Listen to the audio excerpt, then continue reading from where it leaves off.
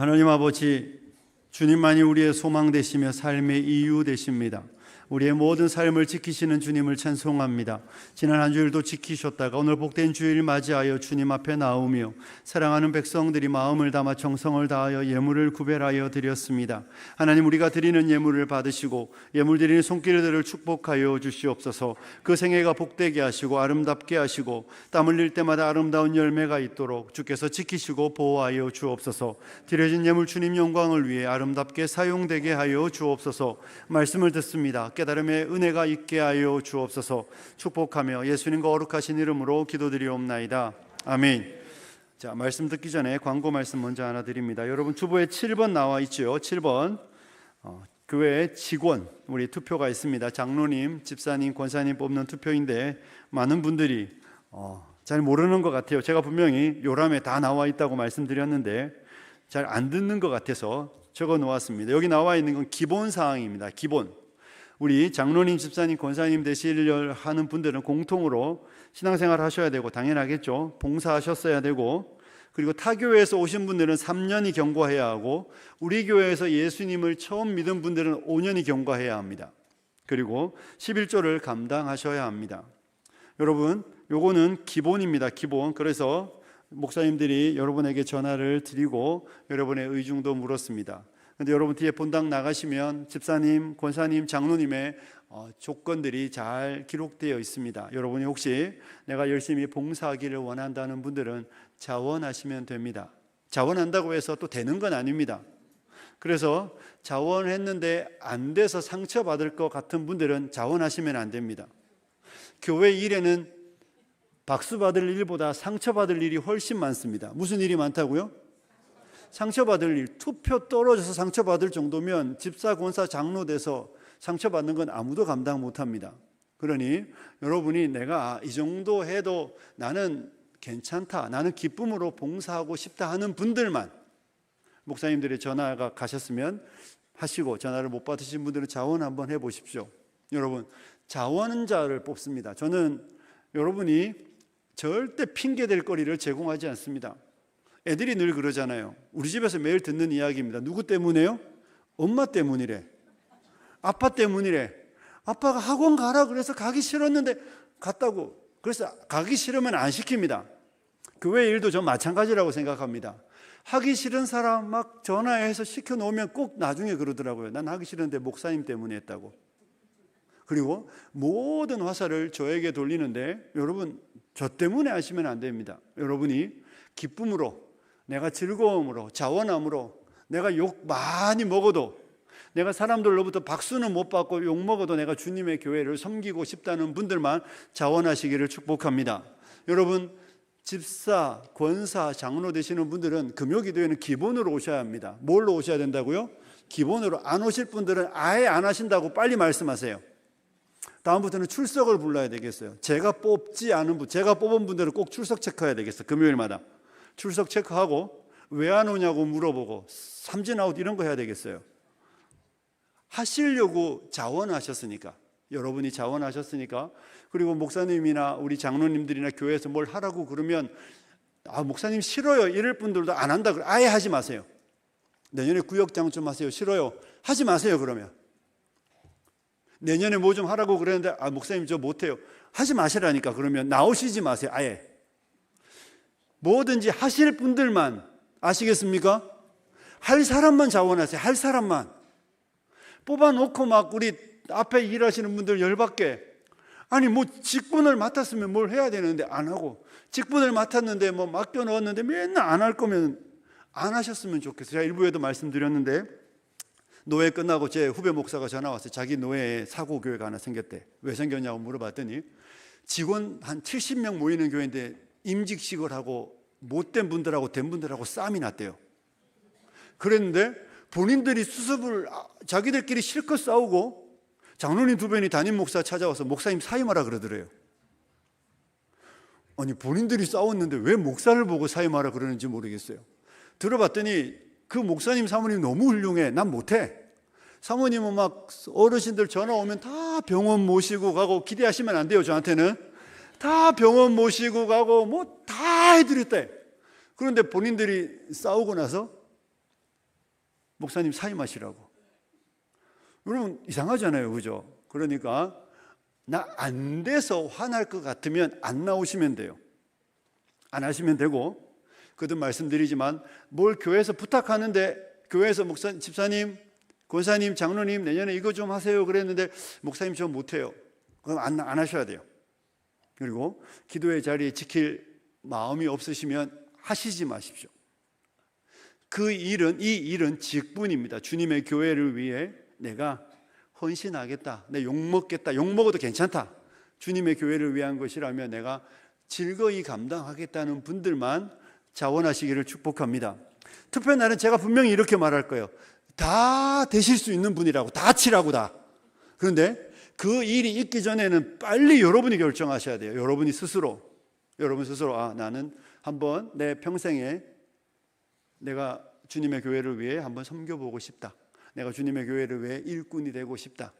그런 분들은 자원하시면 좋겠습니다. 장로님 2분만 뽑는데 혹시 또 모르죠.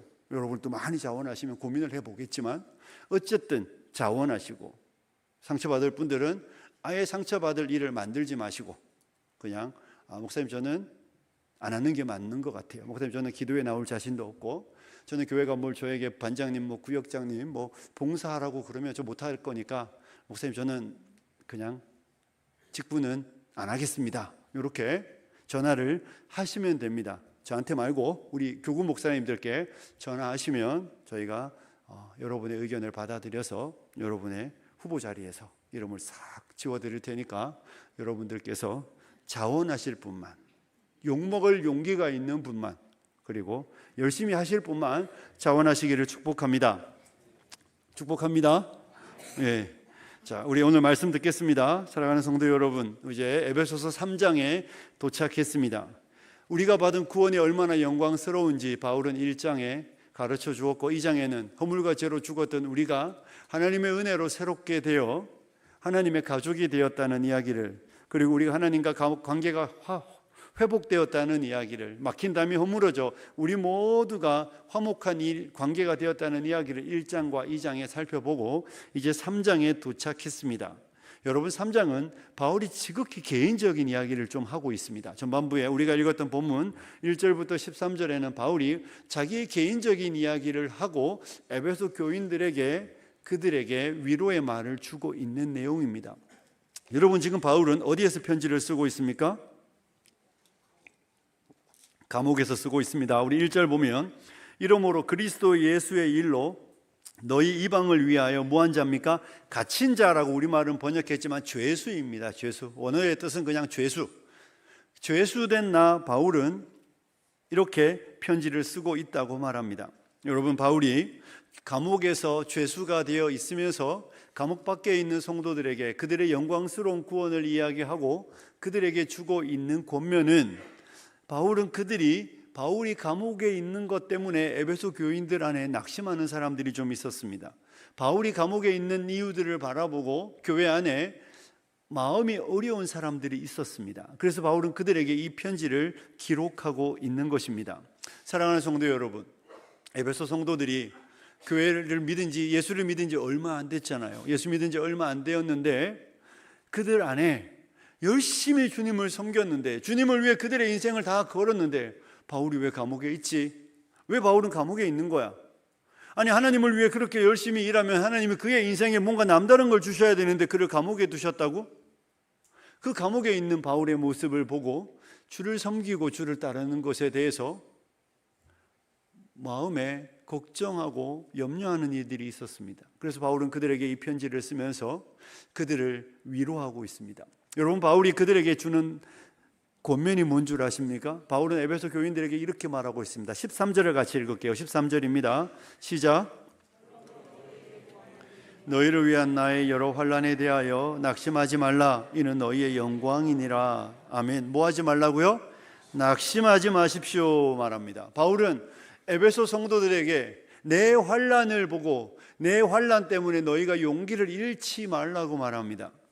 바울은 에베소 성도들에게 내가 고난당하는 모습 바라보고 너희가 주님을 섬기고 너희가 주님을 따르는 그 일들에서 용기를 잃고 낙심하지 말라라고 바울은 권면하여 주고 있는 것입니다. 사랑하는 성도 여러분, 왜 낙심하지 말라고 말할까요? 충분히 낙심될 수 있잖아요. 아니, 주님을 위해 열심히 섬겼는데, 주님을 위해 열심히 일했는데, 주님의 나라를 위해 온 힘을 쏟아내었는데, 나는 열심히 봉사했는데, 우리 직분자 특별히 이야기했으니까 우리 장로님들 열심히 섬겼는데 왜 우리는 다른 사람들보다 더 어렵지? 왜 우리는 더 힘들지? 그리고 나는 왜 이렇게 욕을 먹어야 되지? 나는 왜 이렇게 비난을 당하지? 여러분의 삶의 자리에서 주님을 위해 열심히, 우리 여기 보면 막 11조를 내야 된다고 말해. 나 11조 생활 열심히 했는데 복 받는다고 그러던데 내 삶은 왜 똑같지? 이런 질문을 던질 수도 있습니다. 주를 위해 열심히 살아가는데, 주를 위해 열심히 봉사하는데 왜 바울은 감옥에 있어야 합니까? 왜 우리는 그래야 하지요?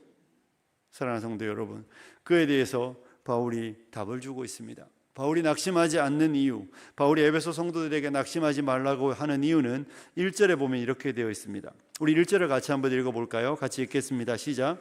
이러므로 그리스도 예수의 일로 너희 이방인을 위하여 갇힌 자 된 나 바울이 말하거니와. 아멘.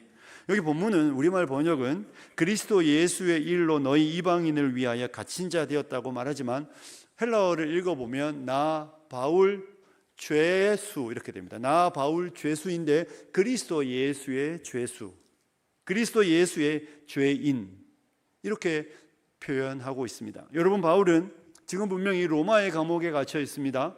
바울은 지금 로마의 감옥에 갇혀 있고 네로 황제 앞에 판결을 받아야 되는 상황입니다. 그러니 로마 법 안에 갇혀 있는, 로마 법의 구속력에 의해서 감옥에 있는 사람인데, 바울은 로마 법 안에 내가 죄인이 되었다, 죄수가 되었다고 설명하지 않습니다. 나는 그리스도 예수의 죄수라고 바울은 말하고 있습니다. 나는 그리스도 예수의 죄수입니다. 나는 예수님께 속했고, 나는 예수님의 소유이고, 나는 예수님 때문에 지금 죄인이 되었다고 말하는 겁니다. 지금 바울은 외부적인 요인 때문에 내가 지금 로마의 감옥에 갇혀 있다고 말하는 게 아니에요. 나는 지금 하나님의 그 큰 경륜, 하나님께서 계획하시고 하나님께서 조직한 그 계획하심 안에 나는 지금 죄수가 되었습니다. 그는 지금 로마를 이야기하지 않습니다. 그는 외부적인 이야기를 하지 않습니다. 그는 오직 예수 그리스도의 갇힌 자, 예수 그리스도의 죄인, 예수 그리스도의 죄수라고 자기를 소개하고 있습니다. 이것이 무엇을 의미합니까? 사랑하는 성도 여러분, 바울은 로마 법 때문에 감옥에 갇힌 죄수가 아니라 그는 예수님 때문에 죄수가 되었고 예수 그리스도의 계획하심 안에 죄수가 되었다고 우리에게 가르쳐주고 있는 것입니다. 그러니 바울은 내가 지금 이 죄수가 된 것은 예수님 때문이다, 하나님이 그렇게 내 인생을 계획하셨기 때문이라고 이야기하며, 너희는 그러니 나의 상황과 형편 때문에 낙심하지 말라라고 바울은 권면하고 있는 것입니다. 사랑하는 성도 여러분, 이 땅을 살아가는 날들 동안 저와 여러분이 상황에 낙심할 때가 있습니다. 저와 여러분이 이 땅을 살아가며 주님 열심히 섬기는 날들 동안, 주님 열심히 따라가는 날들 동안 우리의 인생에 우리의 기대와 다른 방향으로 우리의 삶이 흘러갈 수 있습니다. 병이 생길 수도 있고, 자녀들에게 어려움이 생길 수도 있고, 개척교회 목회자로 시작해서 평생 개척교회로 목회를 마치는 목사님들이 있습니다. 노후가 쉽지가 않습니다. 그런 분들이 있는데, 그런 분들의 자녀들 가운데, 아니 우리 아버지는 하나님이 부름을 받아 평생 정말 그렇게 성실히 섬겼는데 우리 아버지의 인생은 이게 뭐지 말하는 사람들도 있습니다. 근데 여러분, 분명한 건 무엇입니까? 부르신 분이 하나님이셨고 그의 목회 사역의 모든 길을 마치게 하시는 분도 하나님이셨습니다. 그러니 그의 인생이 하나님의 계획하심 안에 있다는 것을 기억한다면 충분한 것이죠. 저와 여러분은 이 땅에 살아가는 날들 동안 우리의 삶이 하나님의 뜻 안에 있다는 사실, 그리고 하나님의 뜻 안에서 일어나고 있는 어려움이라는 사실, 그리고 그 사실이 우리에게 낙심하지 않을 충분한 이유가 되어야 할 줄로 믿습니다. 여러분, 우리의 기대와 다를 수 있습니다. 우리 예수님이 행하신 많은 이적 중에 보리떡 5개와 물고기 2마리로 5,000명을 먹인 사건이 있습니다. 오병이어라고 그러잖아요. 그 사건 이후에 무슨 본문이 이어지는지 여러분 혹시 기억하시나요? 예수님이 제자들을 재촉했습니다. 엄청 재촉해서 얘들아 내가 이 사람들을 보내는 시간 동안 너희는 뭐하라? 배를 타고 건너가라고 그랬습니다. 누가 보냈다고요? 예수님이 얘들아 내가 이 사람들을 보내는 동안 너희는 빨리 배를 타고 건너가. 그리고 예수님은 산으로 가서 기도하셨습니다. 아니, 모든 것을 아시는 예수님께서 그날 밤에 제자들이 건너가는 갈릴리 바다에 풍랑이 일 걸 아셨습니까? 모르셨습니까? 모르셨으면 하나님이 아닌 거고, 아셨으면 질문을 던져야죠. 아시는 분인데. 그런데 예수님이 가라고 그랬는데 그들이 만나는 건 풍랑입니다.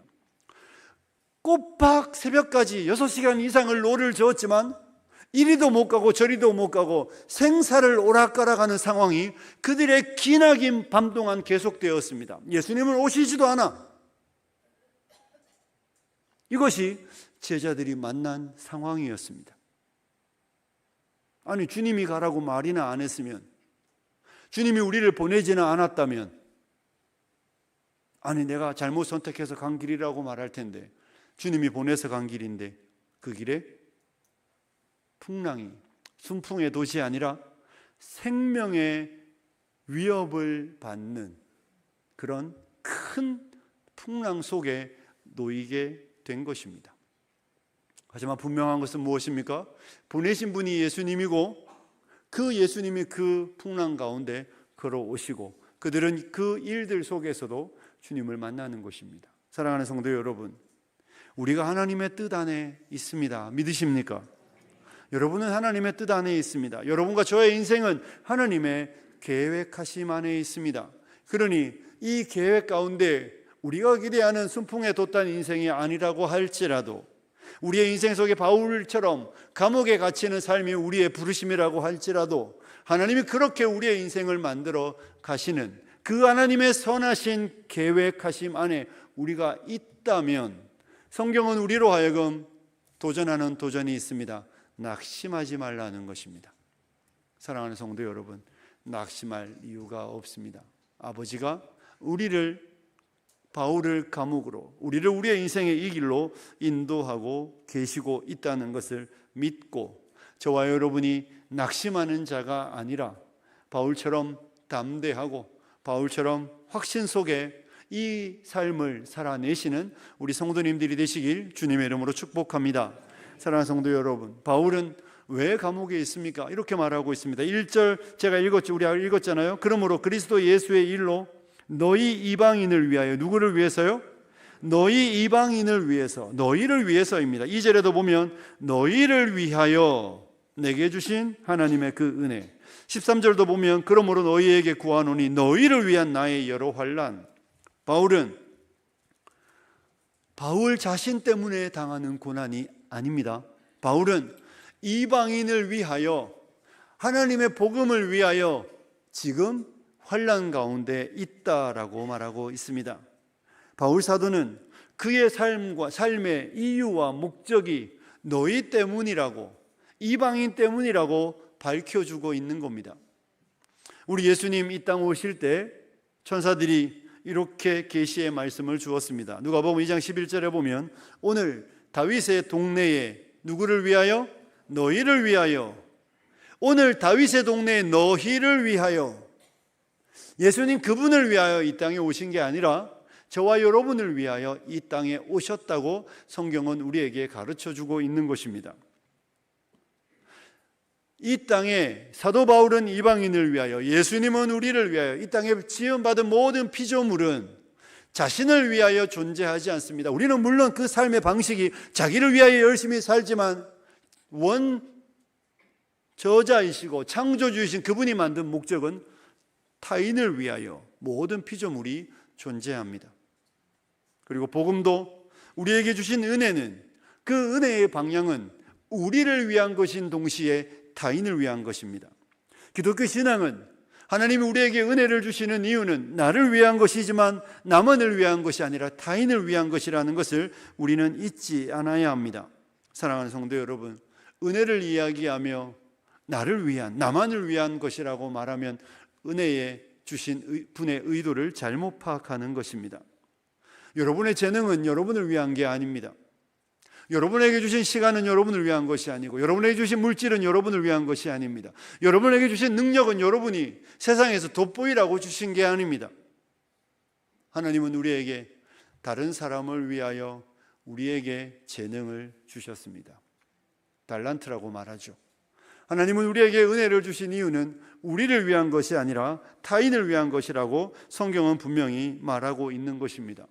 바울을 위하여 은혜를 주셨다면, 바울만을 위하여 은혜를 주셨다면, 바울은 다소에서 잘 나가는 부잣집의 아들로 그의 학문을 자랑하며 세상의 명성 다 누리며 그냥 그렇게 살면 됩니다. 그런데 은혜가 그게 아닌 거예요. 그가 은혜를 받자 부모, 본토, 친척의 집을 떠나 그의 모든 배경을 뒤로 하고 감옥으로 부름을 받아 감옥에 지금 앉아 편지를 쓰고 있는 겁니다. 이것이 은혜가 우리를 인도하는 방향입니다. 은혜는 저와 여러분으로 하여금 나만을 위하여, 나 한 사람만을 위하여 하나님이 내게 주셨다가 아니라 나에게 주셨지만 타인을 위하여 우리에게 은혜를 주셨다는 사실을 우리는 잊지 않아야 할 줄로 믿습니다. 사랑하는 성도 여러분, 우리가 이런 성경 구절을 알고 있습니다. 우리가 살아도 누구를 위하여? 주를 위하여. 죽어도 누구를 위하여? 주를 위하여. 사나 죽어나 우리가 주의 것이다, 이렇게 말합니다. 여러분 믿으십니까? 우리는 살아도 주를 위하여 살고 죽어도 주를 위하여 죽어야 합니다. 그러면 주를 위한 게 도대체 뭡니까? 주를 위하여 살고 주를 위하여 죽는다는 게 뭘까요? 사랑하는 성도 여러분, 옆에 있는 사람 한번 바라보십시오. 보셨습니까? 여러분이 살아도 주를 위하여 죽어도 주를 위하여 죽는다고 말할 때에 그 죽으심의 헌신은 바로 그 사람을 위해 사는 겁니다. 상당히 불쾌하시죠? 부부가 앉은 분들은 아주 똥 씹은 표정입니다. 여러분, 그를 위하여 하나님이 내게 은혜를 주신 것이고, 하나님을 위해 산다는 것은 그 사람을 위해 사는 겁니다. 하나님을 위해 사는 건 그 사람을 위해 사는 겁니다. 여러분의 가정에서, 여러분의 직장에서, 여러분의 이웃 속에서 우리 결혼하려는 부부도 있는데 남편은 아내를 위하여 결혼하고 아내는 남편을 위하여 결혼하는 겁니다. 밥 해먹기 힘들었는데 결혼하면 아내가 밥 해주겠지, 그냥 혼자 해 드시면 돼요. 그게 아니란 말입니다. 은혜는 남을 위하여입니다. 성경이 우리에게 그 이야기를 하고 있는 것입니다. 사랑하는 성도 여러분, 은혜를 주시는 이유는 하나님이 우리 주변에 있는 사람들을 행복하게 하라고, 우리 주변에 있는 사람들을 섬기라고, 그들의 유익을 위하여 우리에게 은혜를 주셨다는 사실을 믿으시기를 축복합니다. 그러니 여러분, 반경 5m면 충분합니다. 여러분 5m에 있는 사람을 위하여 애쓰시면 됩니다. 그 사람들에게 욕 다 먹고 밖에 나가서 좋은 사람은 나쁜 사람입니다. 저도 그런 사람 좀 알고 있습니다. 제 혈육 중에 한 명이 있습니다. 밖에 나가면 사람이 그렇게 좋을 수 없어요. 집에 오면 형수님이 그렇게 싫어하더라고요. 여러분, 하나님이 우리에게 은혜를 주시는 건 내 주변에 있는 그들이 우리의 수고로움과 우리의 애씀으로 인하여 하나님의 은혜가 무엇인지 맛보게 하려고 우리에게 은혜를 주셨다는 사실을 믿으시기를 축복합니다.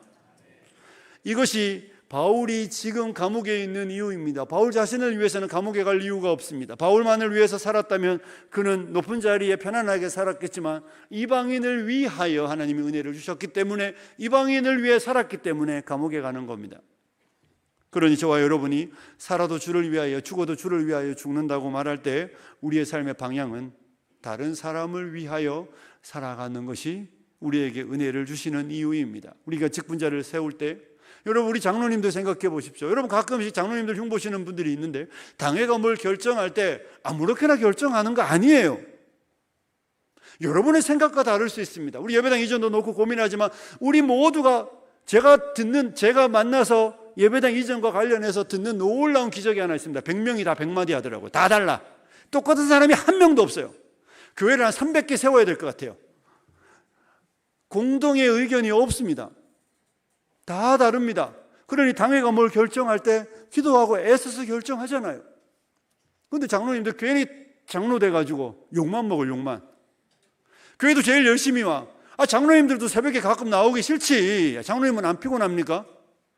새벽마다 나오시고 교회 제일 열심히 하는데 제일 많이 비난받습니다. 왜 그렇습니까? 그게 부르심이기 때문이에요. 그게 부르심이에요. 제가 아까 서두에 말씀드렸죠. 직분은 욕먹어도 할 각오가 있어야 하는 겁니다. 수고는 당연한 거고 수고하고 별로 박수 안 칩니다. 이것이 우리의 방향이란 말입니다. 하나님 우리에게 은혜를 주시는 이유는 나 조차구가 아니라 타인을 위해 사는 겁니다. 그러니 은혜가 여러분에게 임했다면 타인을 향하여 여러분의 삶을 사시는 분들이 되시길 축복합니다. 그래서 여러분에게 부탁드리는 건 자꾸 타인 말하면 여러분은 자꾸만 가족만 생각하는 경향이 있어요. 자녀를만 생각하는 분들이 있습니다. 사랑하는 성도 여러분, 자녀는 어느 시점까지만 생각하셔야 합니다.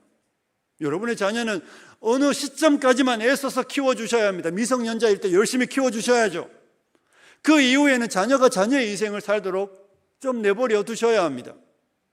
여러분이 삶의 모든 내용이 오직 자녀들 뒷바라지 않으라고 그렇게 살아가시면 안 됩니다. 여러분의 자녀의 대대손손을 위하여 살아가면 안 된다는 말씀을 드리는 겁니다. 여러분에게 주신 재능들이 있으면, 여러분에게 주신 무엇이 있으면 우리의 이웃들을 위하여, 우리 옆에 있는 형제 자매들의 유익을 위하여 사용해야 이것이 하나님이 우리에게 주신 은혜의 이유라는 사실을 믿으시기를 축복합니다. 그러니 자녀를 위해 사시되 어느 선까지만 하십시오. 정확하게 선을 그으시고 이제 네가 알아서 해라 라고 여러분이 용기 있게 결단을 하셔야 합니다. 은혜는 우리로 하여금 타인을 위하여 살도록 주셨다. 이것이 바울이 우리에게 주고 있는 이야기입니다. 사랑하는 성도 여러분, 우리가 그 일로 고난받는 건 영광입니다. 뭐라고요? 영광이에요. 여러분, 우리가 그리스도를 위하여 고난받고 우리가 바울이 감옥에 있는 건 바울에게 영광입니다. 부끄러운 일이 아닙니다. 바울에게 부끄러운 일이라면 에베소 교인들에게 너희도 부끄러워해라고 말하겠지만 너희가 낙심하지 마라, 이게 영광이라고 바울이 13절에게 분명히 말하고 있습니다. 사랑하는 성도 여러분, 고난을 받는 건 기뻐할 일입니다. 골로새서 1장 24절에 보면 나는 이제 너희를 위하여 받는 괴로움을 기뻐하고 라고 말하고 있습니다. 나는 이제 너희를 위하여 받는 괴로움을 기뻐하고 그리스도의 남은 고난을 그의 몸된 교회를 위하여 어디에 채운다고요? 내 육체에 채운다. 여러분 생각해 보십시오. 이제 월드컵이 얼마 안 남았다고 하는데 요즘 제가 관심이 없어요. 그런데 월드컵이 있습니다. 올해부터는 전반전과 후반전 사이에 물 마실 시간도 준다고 말하더라고요. 감독이 선수로 집어넣었습니다. 경기장 들어갈 때는 유니폼이 다 깨끗합니다. 그죠? 그런데 만약에 물 마시러 나왔을 때도 깨끗하고 전반전이 끝났을 때도 깨끗하고 후반전에도 깨끗해. 박수 받을 일입니까? 욕먹을 일입니까? 욕먹을 일이죠. 아니 90분 뛰라고 싹 넣어놨는데 어이구 유니폼에 흙 묻으면 안 된다고, 땀나면 안 된다고, 뛰지도 않고 아무것도 하지 않으면 경기가 끝나면 박수가 아니라 야유를 받습니다. 그런데 정말 열심히 뛰다가 머리 깨지고 어느 시점에 다리에 쥐가 올라서 더 이상 뛰지 못하는 상황에 놓여있으면 사람이 실려 나올 때 관중들이 뭐합니까? 야유합니까? 박수 치잖아요. 왜요? 부름받은 자리에서 몸을 사리지 않고 우리를 위해 뛰어 주었기 때문에 박수를 보내는 겁니다. 결과보다 더 중요한 건 그 과정이에요. 그런데 저와 여러분이 이 땅에서 그리스도를 위하여 하나님 우리에게 은혜를 주셨는데 유니폼이 너무 깨끗해. 여러분 천국에 갈 때 성경이 그러잖아요. 스데반이 죽을 때 막 주님이 벌떡 일어나셔갖고 웰컴해 주시는데, 주님이 환영해 주시는데, 주님이 우리를 환영해 주시는데 우리 너무 깨끗해. 상처 하나 없어, 흔적 하나 없어. 칭찬받을 일이 아니란 말입니다. 어떤 분이 그런 이야기를 하더라고요. 흉터, 상처는 사랑이랍니다. 뭐라고요? 사랑. 교통사고 이런 거 말고 어떤 목사님이 손에 이렇게 상처를 보여주며 이게 뭔 자국인지 아냐고. 고기를 향한 나의 사랑이라고. 고기를 얼마나 열심히 구웠는지 고기 굽다가 이 화상을 입어가지고 그럼에도 불구하고 열심히 구우신다고. 어제 아침에 이제 신방이 대충 끝나가니까 족구를 시작했습니다. 족구를 하는데 저는 병원에 온 줄 알았습니다. 몇 분 안 모였는데 다 아이고 허리야, 아이고 다리야 막 이래요. 막 그거 안 하면 되잖아요. 막 아파 죽겠다고 말하면서 밥 먹으면서 하시는 이야기가 2주에 한 번씩 할까요? 매주 할까요? 아니 안 하면 돼. 안 하면 안 아프다니까. 그런데 그거 아마 아프다고 말하면서 또 2주마다 할까요? 매주 할까요? 왜요? 족구는 사랑이야. 내가 보니까 이 끊을 수가 없어. 여러분, 주님의 손의 상처는 우리를 향한 사랑입니다. 믿으시죠? 여러분, 우리가 우리 몸에 어떤 상처를, 어떤 흔적을 남기고 있습니까? 주님의 교회 열심히 섬기다 비난받아 마음의 상처 영광입니다. 괜찮습니다. 직분을 받아 안 한다고 비난받으면 부끄러워하지만 내 열심히 일했는데 알아주진 않고 사람들이 나에게 비난해도 그 영광이에요. 괜찮아요. 주님 아시니까. 이 땅에서 저와 여러분에게 필요한 건 주님을 위하여 우리 몸에 흔적을 가져야 합니다.